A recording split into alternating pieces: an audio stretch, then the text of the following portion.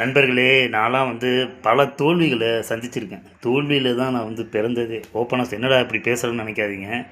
ஏதோ இது சும்மா பெரிய மனோதத்துவ நிபுணர் மாரிலாம் பேசுறேன்னு நெனைக்காதீங்க. இது உண்மை. தோல்விய நான் அதிகமா பார்த்துட்டேன். அதனால அது எனக்கு பெரிய விஷயமே கிடையாது. என்ன தோத்து என்ன கேவலமா பார்க்கக்கூடிய ஆளுகள நான் பார்க்க மாட்டேன். நான் தோல்விய தான் நானா தேடி போகவே இல்லல்ல. தோல்வி என்ன தேடி நானா போய் அதில விழுவுறேன். இப்போ சேத்துல விழுவுறோம் அப்படின்னா வேணும்னே விழுவுறோம். நம்ம போகிற நேரத்தில் போகிற இடத்துல சேருன்றது கவனிக்காமல் நம்ம விழுந்துடுறோம்.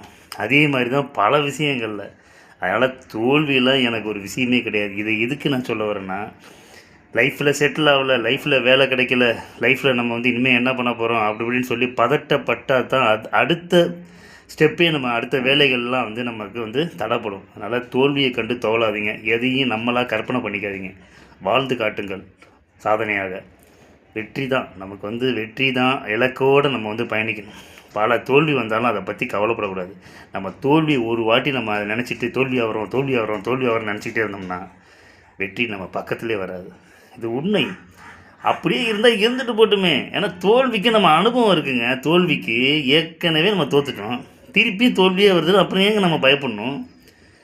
எப்போவுமே தோல்வியாகவே எந்த மனுஷனுக்கும் வராது. வெற்றிங்கிறது ஃபைனலாக முடிவு பண்ணியிருப்பார் கடவுள். ஆனால் அதை தாங்கக்கூடிய சக்தி இருக்கணும். அதான் ஒரு மனிதன். எல்லாமே கொடுத்துட்டா அப்புறம் ஒரு மனுஷன் அப்புறம் என்ன தான் இருக்குது? சுவாரஸ்யம் இருக்காது லைஃப்பில்.